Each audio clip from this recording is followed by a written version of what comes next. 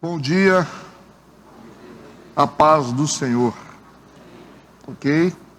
Vamos continuar nosso estudo no livro de Josué, lembrando que estamos quase no final, né? Estamos terminando. Nos últimos estudos nós abordamos uns 2 capítulos, que eram pequenos, e a gente está caminhando para finalizar. Os senhores já vão pensando aqui que a gente vai estudar, tá? Quero a sugestão de vocês para o próximo estudo. Vamos lá, Josué capítulo 20. Josué capítulo 20, eu quero ler alguns versículos. Esse estudo exige também um pouco de atenção, um pouco mais de atenção, tá? A informação dele aqui é bem importante. E eu preciso da atenção de vocês.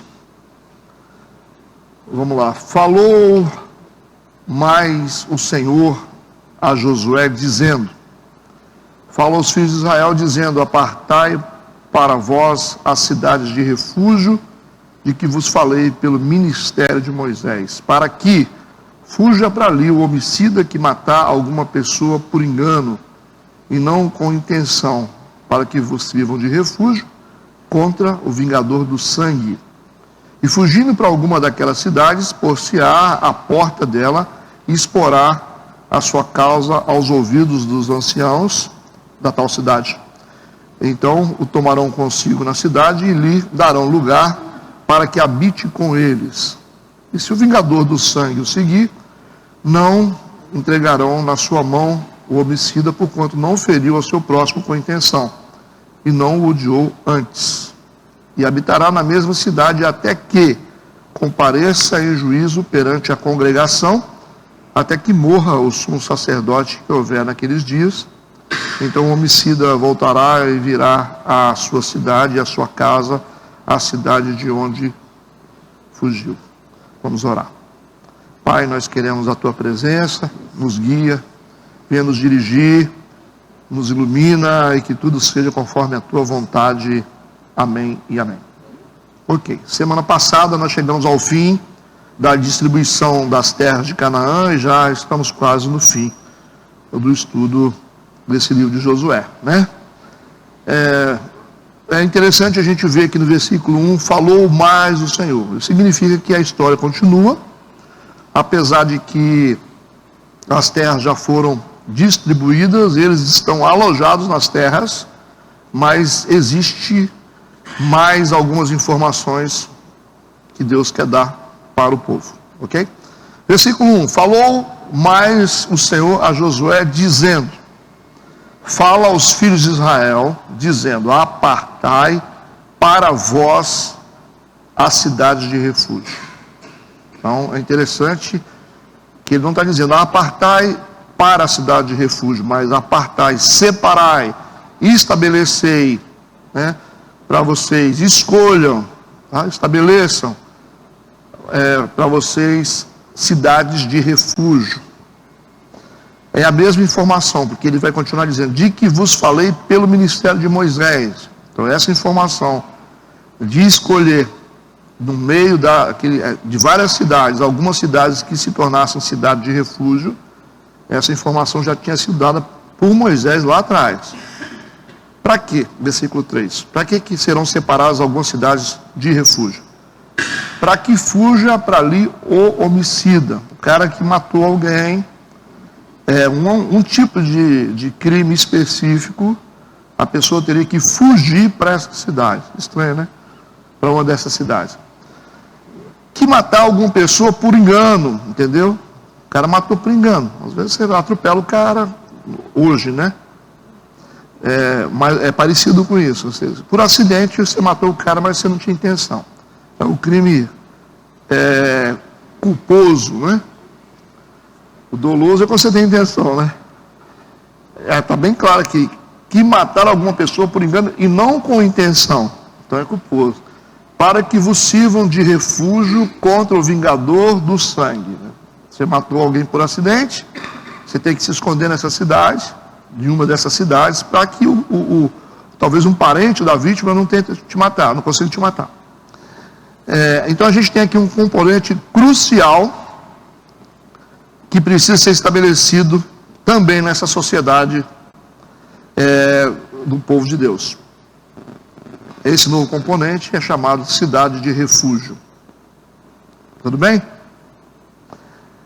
Cidade de refúgio, ela aparece em Deuteronômio e aparece também em Números, e agora no livro de Josué, especificamente aqui no capítulo 20. Quem descobrir primeiro o significado vai falando aí, tá? O que Deus está dizendo nesse versículo: apartai para vós, separai para vós, estabelecei para vós cidades de refúgio. Ou seja, nada poderá seguir em frente a partir de agora sem que essas cidades estejam estabelecidas. Nada estará completo. Vocês estão dentro das terras, mas vocês precisam, em primeiro lugar agora, estabelecer algumas cidades de refúgio. Então, enquanto elas não forem determinadas, vocês não podem seguir adiante. Entendido até agora? O propósito do estabelecimento, ele está mais enfatizado no versículo 9. Vamos dar um pulinho lá. O propósito dessas cidades. Versículo 9. Que é o último versículo. Essas são as cidades que foram designadas para todos os filhos de Israel e para o estrangeiro que habitasse entre eles, para que se acolhesse a elas todo aquele que por engano matasse alguma pessoa, para que não morresse às mãos do vingador do sangue até se apresentar diante da congregação. A pessoa teria que fugir para essa cidade, ou para uma dessas cidades, ficar lá até ser apresentado de volta à congregação para ser julgado. Entendido isso? Então está bem claro. A gente pode ver esses detalhes da cidade de refúgio em Deuteronômio, capítulo 19, versículo 35. Especifica bem mais os detalhes. Isso era muito claro para a nação de Israel naquele tempo. E é muito importante para nós agora na chamada nova aliança. Então, depois que Jesus morreu na cruz, ele estabeleceu uma nova aliança conosco. Nós estamos vivendo o tempo da graça. Isso também é muito importante para nós e vamos entender. A gente olhando para isso, né, o cara que mata, foge para uma cidade, parece alguma coisa bem primitiva, né? O cara vai, é uma coisa bárbara, matou, vai correr para uma cidade para se esconder. Mas, à medida que a gente vai olhando, lendo, aprendendo sobre isso, a gente vai percebendo que isso aqui é muito mais sofisticado do que a gente imagina, né? É muito mais sério do que a gente pensa. Quando a gente começa a ler e entender, a gente começa a ver que não é simplesmente um momento da história do povo de Deus. A gente entende algo sobre o caráter de Deus, sobre a natureza de Deus. Essa cidade de refúgio ensina para a gente sobre o caráter de Deus. Ok? Vamos para o versículo 4 agora. Nós lemos 3, né? E só tem 9, né? Vamos ver se tem alguma história aqui dentro, né? 4. E fugindo para alguma daquelas cidades, pôr-se à porta dela, exporá a sua causa aos ouvidos dos anciãos da tal cidade, então o tomarão consigo na cidade e lhe darão lugar para que habites com eles. Então nessa cidade as pessoas, elas não estariam somente protegidas, mas elas estariam confinadas também, né?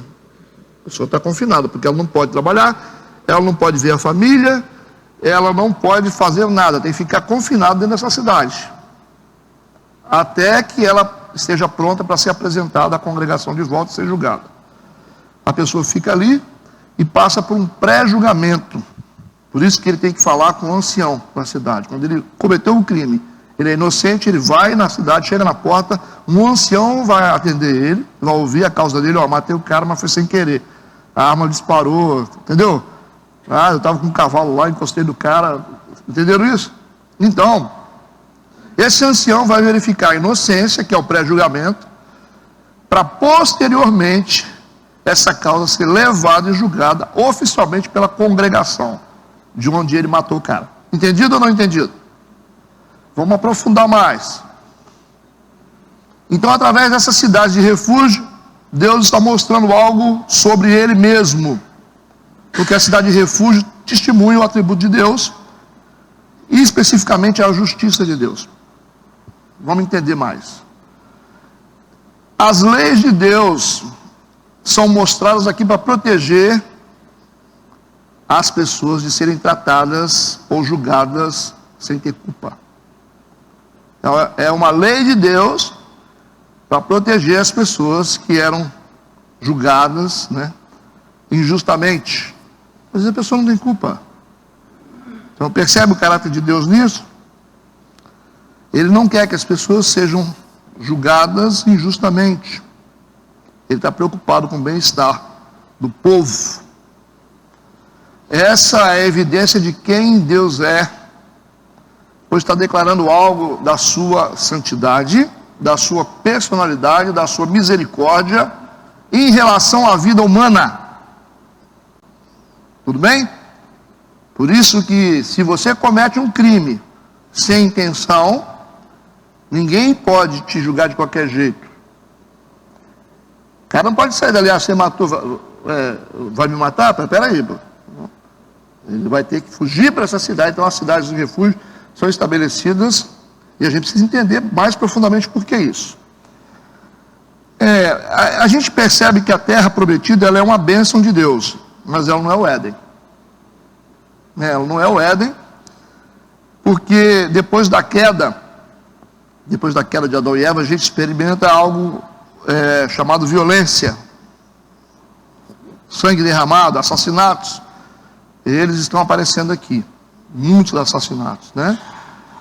E muito derramamento de sangue em vão, muita matança. O cara, tinha casos até da mulher que o cara inventava, ele não queria mais a mulher, e ele inventava que a mulher traiu, sem ter nenhuma testemunha. Daqui a pouco o pessoal apedrejava a mulher, só porque ele queria trocar de mulher. Por isso que algumas leis foram estabelecidas para o povo judeu. O cara enjoou da mulher e vai, me traiu, então vamos apedrejar ela, pega outra. Imagina, né? Então Deus, ele cria, mas Deus cuida e se preocupa. Às vezes a gente acha que Deus não está preocupado com a gente, né? Então Deus, sabendo dessa possibilidade de injustiça, muito crime, Ele quer trazer ordem para o povo, para essa nova sociedade que foi estabelecida a partir da instalação das famílias, das tribos ali em Canaã. Lógico, está socializando eles de maneira certa. Vamos colocar regras aqui. Não é simplesmente colocar vocês dentro das terras ali, eles vão se matar. Então esse é um sistema para tornar a vida mais viável, para que a gente possa suportar o mundo caído. Porque se a gente for seguir o mesmo parâmetro lá do pecado que aconteceu no Éden, essa possibilidade de matar, de destruir os outros, nós vamos acabar com todo mundo. Então esse povo não vai viver, certo? Essa possibilidade do pecado contida na nossa sociedade, na sociedade daquela época e hoje também.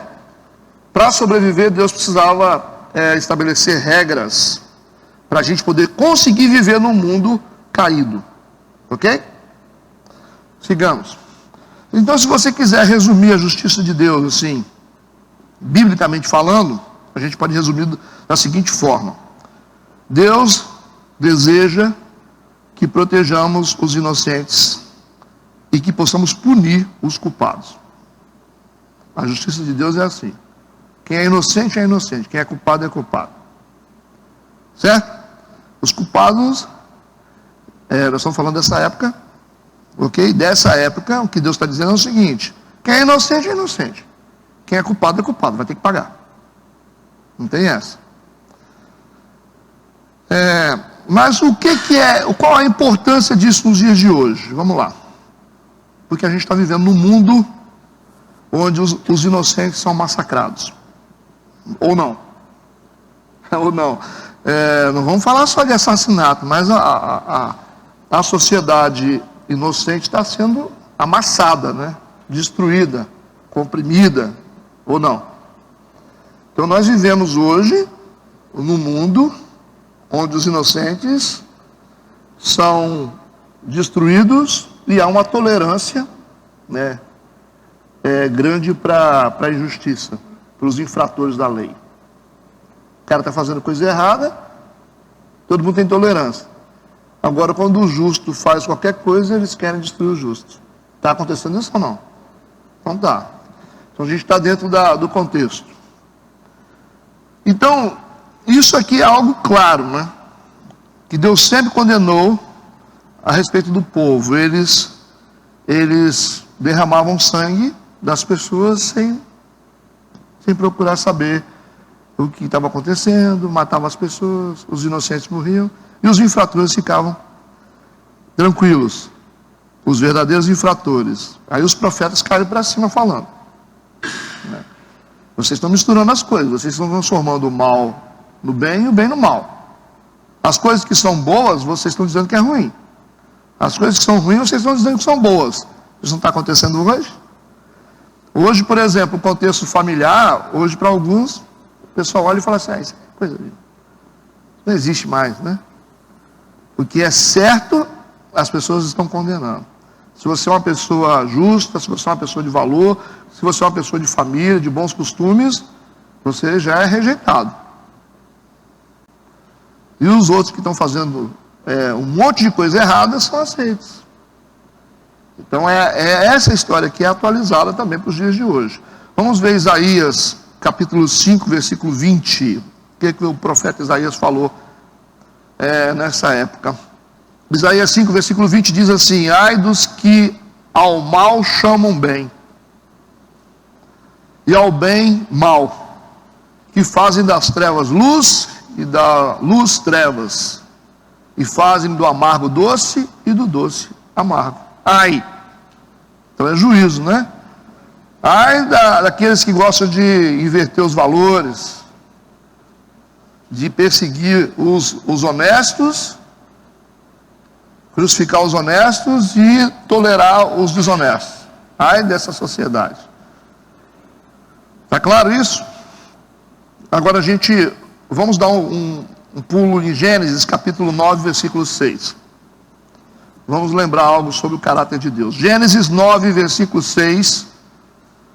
Vamos lembrar algo importante sobre o caráter de Deus, especificamente em relação à justiça dele. Deus estabeleceu um decreto universal em Gênesis. Ele disse: quem derramar o sangue do homem, pelo homem o seu sangue será derramado. Ok? Porque Deus fez o homem conforme a sua imagem. Isso pode ser resumido como que 2 palavras: pena capital ou pena de morte, né? Você matou, você vai morrer. Foi isso que Deus estabeleceu lá em Gênesis capítulo 9, versículo 6. Mas tem motivo, né? Por que isso, né? Por que Deus escreveu, Deus instituiu isso? Quem derramar o sangue do homem pelo homem, o seu sangue será derramado. Mais ou menos olho por olho, dente por dente. Porque Deus fez o homem conforme a sua imagem. Então você não vai matar aquilo que você não criou. Então Deus institui aqui algo após o dilúvio, com os únicos humanos que tinham na terra, a família de Noé. Foi isso que Deus estabeleceu pós-dilúvio. Deus estabeleceu um decreto: quem derramar sangue do homem, pelo homem, seu sangue será derramado. Entendeu, Noé? Entendemos. Pós-dilúvio aqui. As únicas pessoas que tinham era a família do Noé. Mas isso serviria para toda a geração futura. Todos que nascerem a partir de agora vão ter que entender isso. Então Deus está falando algo sério em relação ao valor da vida humana.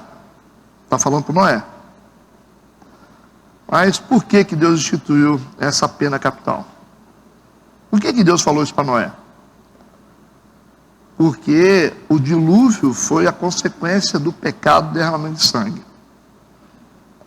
Vamos entender. Deus está falando isso e está dizendo o seguinte: Noé, você sabe por que eu destruí o mundo? Por causa dessa violência. Então, se vocês quiserem o mundo de novo, vocês vão ter que entender que essa violência não pode continuar. Entendeu? Porque se continuar essa violência, eu vou ter que destruir de novo. Se vocês continuarem a derramar sangue, vai ter outra destruição. Então é melhor estabelecer um decreto onde o cara que derramou sangue vai ter que derramar o dele também. Porque aí você vai pensar 2 vezes antes de matar o cara. Entendeu? Porque isso era uma coisa muito comum, né? Qualquer coisinha você matava o cara. Foi por isso que Deus enviou o dilúvio. Vamos entender Gênesis 6, versículo 13. Vamos ver. Gênesis 6, versículo 13. Então disse Deus a Noé: o fim de toda a carne é vindo perante a minha face, porque a terra está cheia de violência. Essa é a palavra que está aí? É isso que ele disse: a terra está cheia de violência. Eu não quero violência. Eu vou destruir a terra por causa disso. A terra está cheia de violência, e eis que os desfarei com a terra. Viram o motivo principal? Porque Deus trouxe o dilúvio. Ah, pastor, mas tinha outros pecados também de imoralidade, mas o principal era esse: derramamento de sangue, de qualquer jeito. Alguns estudiosos dizem que havia tanto derramamento de sangue nos dias de Noé, num padrão tão normativo, que os gritos de sangue das pessoas chegavam aos corredores do céu. Já pensou isso? E o que Deus estava testemunhando nos tempos de Noé era um total desrespeito à vida humana, que é a coroa da criação de Deus. Certo? Deus estava vendo pessoas que brincavam de Deus, tirando a vida dos outros. Era assim. O que isso significa? Significa uma reversão do comando inicial de Deus, que disse: vocês têm que crescer e multiplicar. Vocês têm que crescer. Agora, se vocês começarem a se matar, vocês não vão crescer. Vocês não vão se multiplicar, vocês vão se destruir. Percebe? Era algo contrário àquilo que Deus havia proposto para a vida humana. Vocês têm que crescer, vocês têm que viver, têm que multiplicar. Agora, vocês vão se matar. E porque não respeitaram isso, essa determinação: seja frutífero e multiplique, a pena capital veio como restrição a esse potencial da maldade do homem. Entenderam? A única forma de conter é assim, mas a gente sabe também, apesar de que nós não podemos concordar com a pena de morte nos dias de hoje, não, como cristãos a gente não pode concordar com a pena de morte. Não tem aquele negócio? Eu acho que tem que ser feito, mas eu não posso assinar porque sou crente. Entendeu? Eu, dentro de mim, eu acho que deveria ter pena de morte, mas não assino porque eu sou cristão, eu não posso ir por esse caminho. Certo? É igual o cara que te bate, você fala assim: eu queria dar um tapa nele também, mas eu não vou dar porque eu sou crente. Entendeu o que eu estou falando? Não adianta você falar que você não queria. Eu acho o seguinte: o cara matou. Esses crimes hediondos aí, peraí, senão não para. Se tiver pena de morte, o cara vai pensar várias vezes antes de matar uma pessoa. Vai pensar bastante. Então assim, mas nós não podemos assinar. Vocês entenderam o raciocínio ou não? Eu quero aqui 100 assinaturas da igreja metodista para pena de morte. Ninguém assina. Por quê? A gente não pode tirar uma vida que a gente não pode criar. Não é questão que a gente quer, a gente queria, mas não podemos. Não vem com esse papo de que não, eu acho, não. Você pode achar, mas tem coisa que você não pode fazer. Certo? Entenderam ou não? Pastor, mas eu sou a favor. Tá, também sou, mas não posso assinar. Eu acho que seria um bom controle. Tanto é que a Bíblia, para poder parar o potencial de maldade do homem, foi o que Deus criou a pena capital. Falou assim: você sabe que você vai morrer, você vai matar o cara? Você vai dizer: é ruim. Deus me livre. É igual prisão perpétua. Se o cara souber que ele vai ficar preso o resto da vida, ele vai pensar 2 vezes antes de ir para a cadeia, né?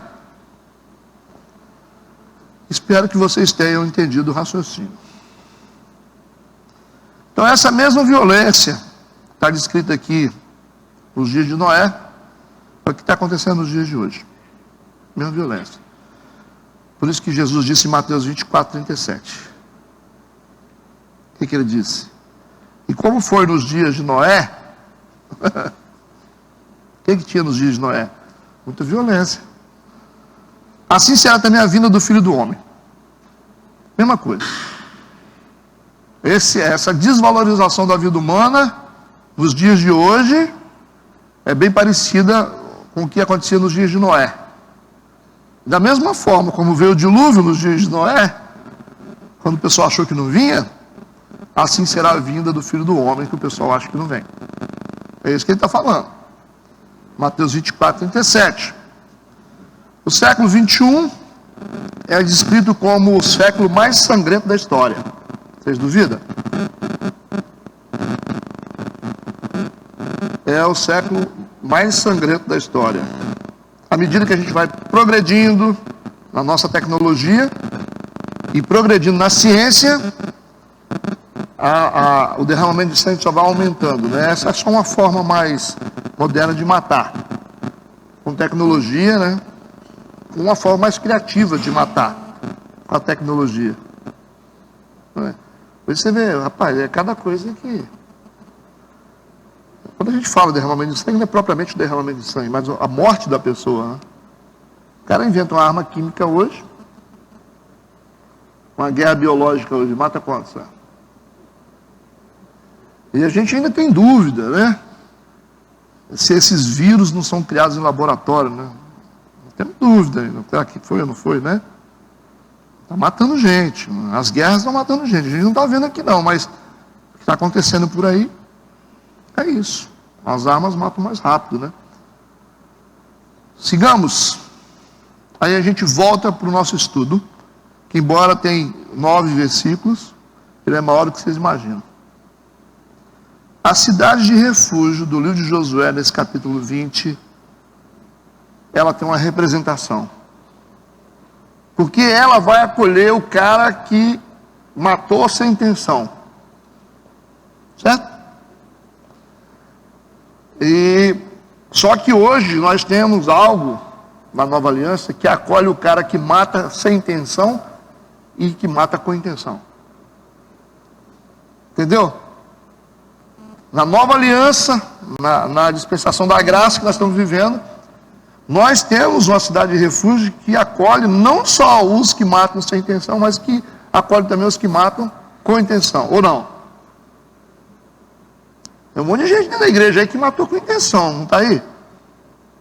Entendeu o significado da cidade de refúgio no Antigo Testamento? Na Velha Aliança. Então nós temos aqui uma representação clara de quem? Essa cidade de refúgio é uma representação de Jesus Cristo. Deus é o nosso refúgio e fortaleza. Socorro bem presente na hora da angústia, né? A cidade de refúgio é uma representação da pessoa de Cristo.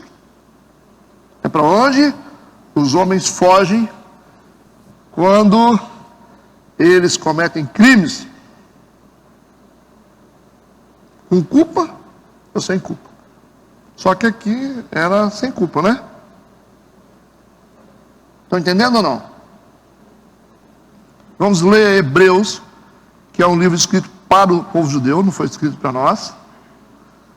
O livro de Hebreus foi escrito para os judeus. O escritor está tentando explicar para eles isso. O que vocês viram no Antigo Testamento, lá, sobre a cidade de refúgio, tem um significado, vocês precisam entender. A gente não sabe quem é o autor de Hebreus. Alguns intitulam que foi Paulo, por causa do tipo de escrita, mas enfim, não importa quem seja. O importante é saber que a carta aos Hebreus foi escrita para o povo judeu, certo? E eles precisam entender quem é Jesus. Vamos ver no versículo 18. Hebreus 6, 18 a 20. Hebreus 6, 18 a 20. Amém? Para que por duas coisas imutáveis, nas quais é impossível que Deus minta, tenhamos a firme consolação. Nós, o povo convertido, hein? Nós, os que pomos o nosso refúgio, essa palavra é conhecida? Em reter a esperança proposta. Então nós temos a esperança que nos foi proposta, que é refúgio. Versículo 19, o contexto. a qual temos como âncora da alma, segura e firme, e que penetra até o interior do véu, onde Jesus, o nosso precursor, entrou por nós, feito eternamente sumo sacerdote, segundo a ordem de Melquisedeque. Então, esse texto está dizendo que Jesus é o nosso refúgio, é a esperança que nos foi proposta, Ele é a nossa âncora da alma, que é segura e firme, e que penetra até o interior do véu. Ele é o sumo sacerdote. Tá ok? Então grava esse ofício na mente de vocês, sumo sacerdote. Como estão entendendo até agora o que eu estou falando? Perceberam que Hebreus 6 indica que Jesus é um refúgio? É o que o escritor está ensinando para os judeus que ouviram falar das cidades de refúgio. Então, Deus permitiu que fosse usado o exemplo da cidade de refúgio, criando a cidade de refúgio, apontando para o futuro, para a revelação da pessoa de Jesus Cristo, que é um lugar para onde a gente pode fugir. Entendido ou não? Vamos para o versículos 5 e 6, considerando que a gente tem 9. E se o vingador do sangue o seguir, ou seja, algum parente da vítima que quer se vingar, seguir o que matou, não entregarão na sua mão o homicida, porquanto não feriu o seu próximo com intenção, e não o odiou antes, e habitará na mesma cidade, até que compareça em juízo perante a congregação. Agora vamos ver quem tem raciocínio rápido agora. Até que morra o sumo sacerdote que houver naqueles dias. Então o homicida voltará e virá à sua cidade, à sua casa, à cidade de onde fugiu. Então tinha uma condição para ele poder ser restituído para a cidade dele. Ele matou o cara lá. Aí o pessoal quer vingar. Acha que ele é culpado. Ele corre para a cidade de refúgio. Fica na cidade de refúgio. Passa por um pré-julgamento, que ele vai contar o que ele fez. Dentro desse contexto, existe um sumo sacerdote. Só tem um, não tem vários. Um sumo sacerdote que coordena tudo, tanto a cidade de refúgio como a cidade de onde ele saiu. Ele tem um caminho para ele poder ser eximido da culpa dele. Se o sumo sacerdote morrer. Se o velhote morrer, aí o que ele faz? Ele pode voltar para aquela cidade dele de refúgio, a cidade que ele saiu e matou, todo mundo é obrigado a perdoar ele. Entenderam ou não? Essa era a regra. A nação tinha um sumo sacerdote lá dentro, que era o responsável pelas questões espirituais. Se caso acontecer de o sumo sacerdote morrer, alguma coisa aí você não tem jeito, aí você está liberado. Você pode voltar para a sua cidade, você pode se restituir, todo mundo tem que ser obrigado a te perdoar. Entendeu? Entenderam que a morte desse sumo sacerdote é muito importante? Para esse cara?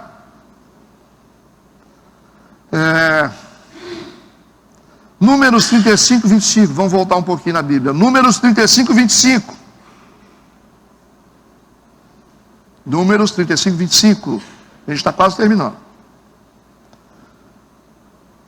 E a congregação livrará o homicida da mão do vingador do sangue. O homicida não tem direito de matar ele. E mesmo se ele tiver cometido crime, ele vai ser totalmente perdoado. E a congregação fará voltar à cidade seu refúgio, restituição, onde se tinha acolhido. E ali ficará até a morte do sumo sacerdote, a quem ungiram com o santo óleo. Então, esse sacerdote ungido com o santo óleo, que é o símbolo do Espírito Santo, a morte dele tem poder para perdoar os pecados desse cara. O que Deus está fazendo? Está apontando para um futuro. Está ensinando didaticamente o povo judeu. Agora vamos dar um pulo em Hebreus 9, 14 e 15. Hebreus 9, 14 e 15, para a gente entender. São poucos versículos, mas são profundos. Hebreus 9, 14 e 15. Quanto mais o sangue de Cristo, que pelo Espírito eterno se ofereceu a si mesmo imaculado a Deus, purificará as vossas consciências das obras mortas para servires ao Deus vivo. Versículo 15. E por isso é mediador de um novo testamento. O que nós lemos lá atrás, ok? No livro de Josué, sobre cidade de refúgio, é o Velho Testamento. E no Velho Testamento tinha um sumo sacerdote. Só que esse texto está dizendo que, e por isso é mediador de um novo testamento. Cristo é mediador de um novo testamento. Para que, intervindo a morte para a remissão das transgressões. A morte de Cristo é para a remissão das transgressões que havia debaixo do primeiro testamento. Enquanto o cara era perdoado lá pela morte do sumo sacerdote, no Novo Testamento, a morte de Cristo redime o cara da culpa, não só o cara que matou sem ter intenção, como o cara que matou com intenção. É isso que mostra a superioridade de Cristo entre o sumo sacerdote, o homem comum, e Cristo, o verdadeiro sumo sacerdote. Os chamados recebam a promessa da herança eterna. Isso está claro ou não? Nós temos o Evangelho no Antigo Testamento? Temos, né? Então vamos para o versículo 7 e 8. Então designaram, a gente voltou agora para o livro de Josué. Então designaram a Quedes na Galiléia, que é uma cidade, na montanha de Naftali, e a Siquém na montanha de Efraim. São as duas cidades até agora que serão cidades de refúgio.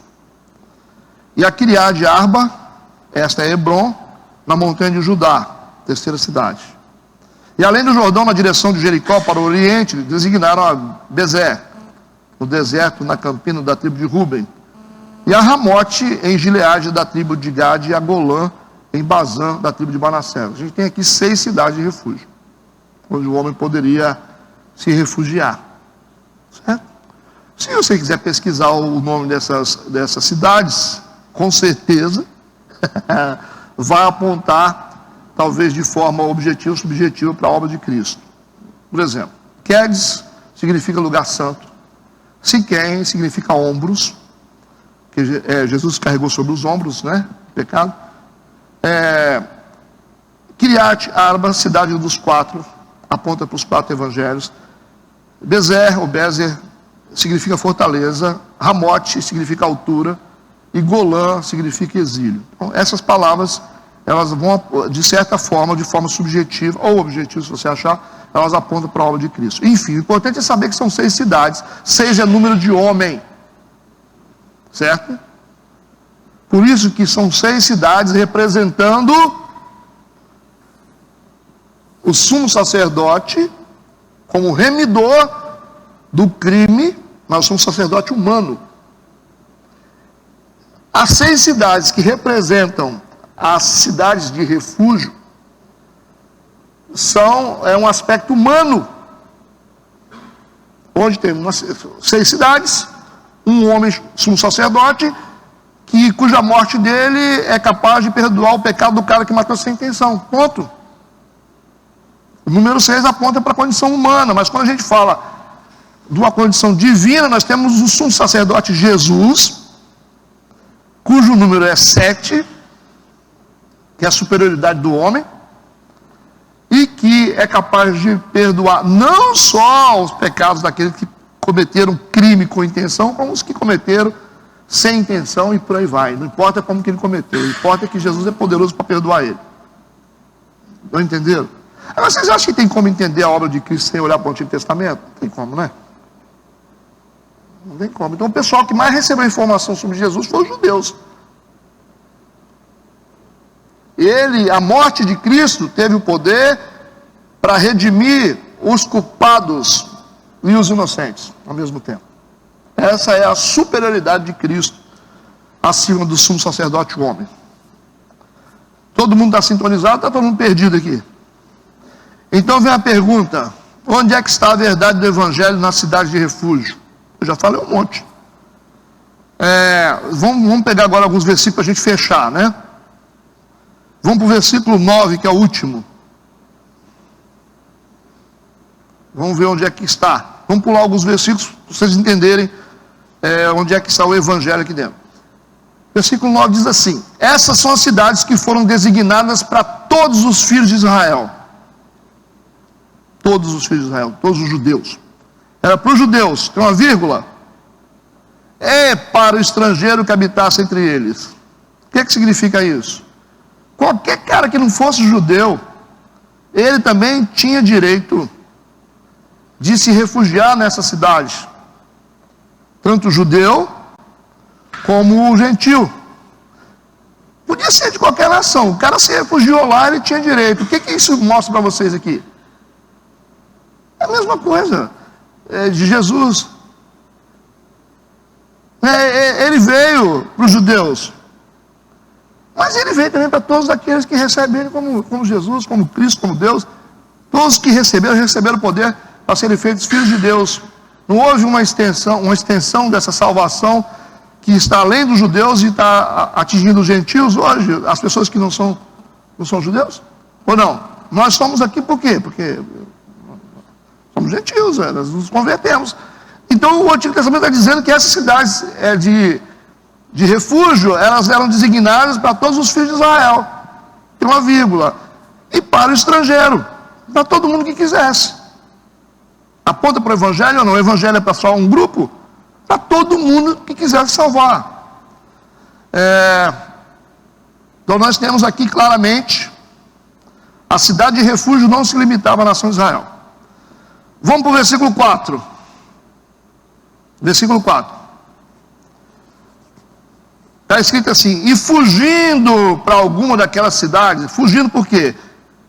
Isso é um sentido de urgência. Urgência. Então fala da urgência do evangelho. A urgência do encontro. Ele precisa fugir para a cidade, porque lá ele vai se encontrar com o ancião, que vai conversar com ele, onde ele vai poder falar sobre o erro que ele cometeu, sobre o pecado que ele cometeu, com intenção ou sem intenção. Quem vai julgar vai ser o ancião. Então esse regime de urgência, de ir para a cidade de refúgio, que significa ir para Cristo, significa ir para Deus, para se reconciliar com Deus, tem a ver com o evangelho, entenderam?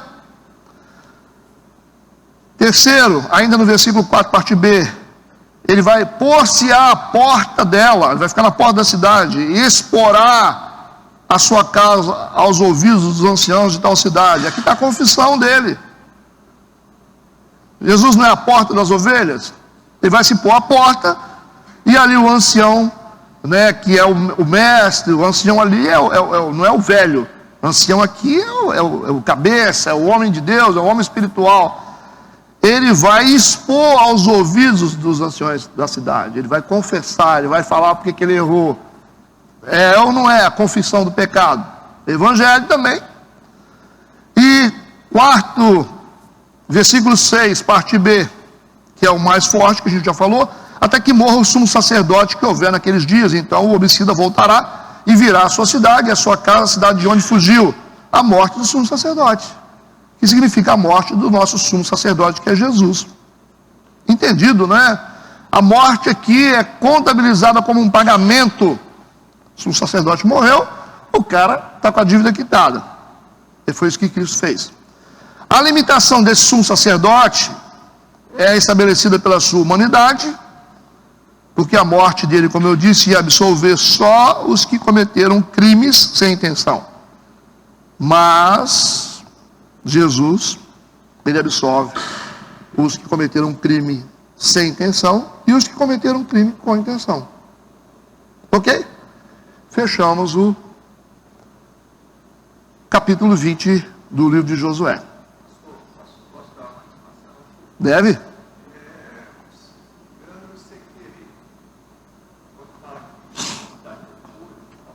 Uhum. Uhum. Outro fala sumo sacerdotal, na morte de Cristo, aí tem intenção, tanto tem intenção, que é que o povo todo tem prova que é só culpa, está liberado. Todos, né? Sim, até porque a gente chega na igreja com culpa. A gente chega aqui, matei um cara. Aí, se fosse no Antigo Testamento, não. A cidade de refúgio aqui é para o cara que matou sem culpa, por acidente. É. Exatamente, só que o ancião que discernia, né? Mas hoje a gente chega aqui nessa cidade de refúgio aqui, que a gente chama dessa porta da graça, que é a igreja, né, com Cristo, e o cara matou, mas ele é absolvido. O cara roubou, é absolvido. O cara roubou, matou, fez um monte de coisa errada. Tem um monte de gente que fez um monte de coisa errada aqui, com culpa ou não. E nós somos absolvidos. Isso mostra a grandeza da obra de Cristo, né? Interessante. No livro de Josué. Às vezes a gente acha que só está no Novo Testamento. O cara fala, mas estudar sobre Jesus tem que ir para o Novo Testamento só. Não, tem que ir para o Velho também. Né? Mas é interessante, né? Fala sério.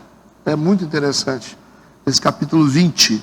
Por isso que Deus disse, vocês não podem seguir adiante sem estabelecer a cidade de refúgio. Vocês vão ter que... Tem que ter um lugar para os caras correr, senão vocês não vão viver.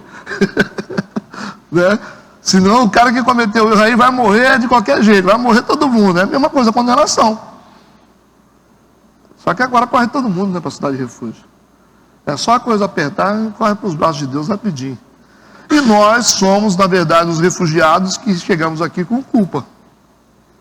Nós não somos inocentes, né? Amém. Pai Santo, querido, no nome de Jesus, nós te agradecemos por mais um tempo na tua casa. Nos dê um dia de paz, um culto abençoado. Que seja para a honra e glória do teu nome. Amém e amém.